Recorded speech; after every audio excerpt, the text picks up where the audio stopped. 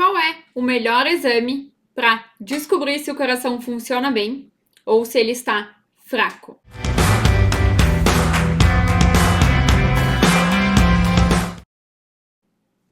Eu sou a doutora Simone Savaris, sou cardiologista e especialista em insuficiência cardíaca e hoje eu vou falar com vocês a respeito desse assunto. Um coração dilatado e fraco, ele dá sinais, né? Então, normalmente, numa consulta, a gente vai identificar sinais que vão nos sugerir esse diagnóstico e aí a gente vai confirmar com exames complementares. O principal exame que a gente usa é o ecocardiograma. Ecocardiograma de repouso mesmo, não precisa fazer caminhar na esteira, não precisa de remédio, nada. Vai lá, deita, o cardiologista olha o seu coração com um ultrassom e aí ele consegue ver o tamanho do coração, medir as paredes do coração, então a gente consegue saber se o coração é de tamanho normal, se ele é dilatado, maior do que deveria ser, se a espessura das paredes do músculo do coração é normal, se ela é muito dilatada também. E além disso, a principal medida que a gente tem no ecocardiograma e que vai nos dizer se a pessoa tem um coração fraco ou não é a fração de ejeção. Fração de ejeção do ventrículo esquerdo é o que a gente mais utiliza. O coração é dividido em lado direito e esquerdo. Quando a gente fala em insuficiência cardíaca, a gente geralmente está falando do lado esquerdo do coração. Mas também existem casos em que o lado direito do coração enfraquece junto e a gente precisa avaliar sempre todo o coração por completo. Mas a fração de ejeção que a gente se refere aqui é a fração de ejeção do ventrículo esquerdo. O normal, o valor normal dessa medida é acima de 55%. Então, se a sua fração de ejeção do ventrículo esquerdo é 58, 60 ou 67, tá normal.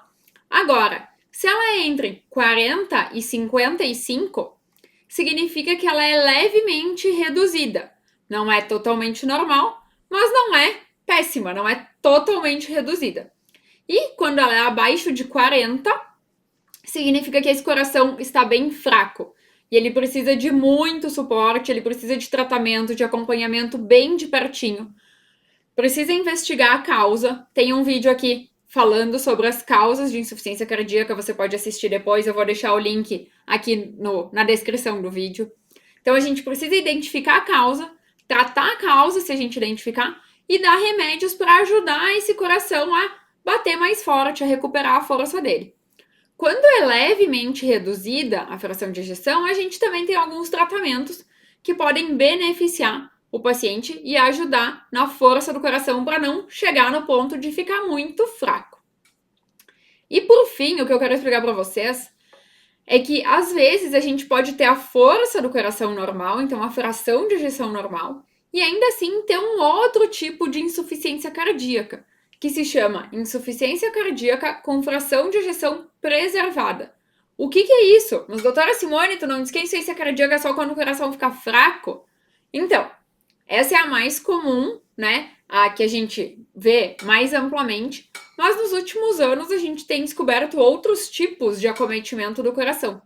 E algumas pessoas, principalmente mulheres mais velhas, né, idosas, que são obesas, que têm pressão alta e que têm fibrilação atrial, mas também pode acontecer em homens, tá? É só mais comum. Tem mais chance de desenvolver esse tipo de insuficiência cardíaca, que é o coração tem força para bater, mas ele tem dificuldade de relaxar para encher de sangue. E aí, isso também pode causar cansaço, falta de ar e outros sintomas. Então, o ecocardiograma, ele é essencial para avaliar o coração, para a gente ver se a força do coração está preservada ou se o coração está fraco. E quando a força do coração é normal, mas ainda assim a pessoa tem sinais de insuficiência cardíaca, a gente vai olhar outras medidas que a gente chama da função diastólica, ou seja, do relaxamento do coração, para ver se está funcionando tudo bem ou não. Então, o ecocardiograma é o exame mais amplamente disponível e mais comum que a gente usa para avaliar a fração de ejeção e a força do coração. Outro exame que a gente tem hoje em dia é a ressonância magnética do coração e que também é excelente para avaliar a força do coração, o tamanho do coração e tudo isso, mas a ressonância a gente não encontra em todos os centros e não são todos os pacientes que têm indicação.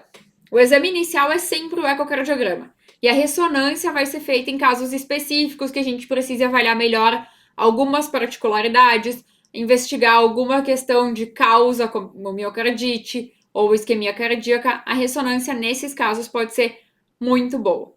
Tá certo, pessoal? Espero que vocês tenham gostado do vídeo de hoje. Deixe um comentário aqui para eu saber se você gostou ou não desse assunto.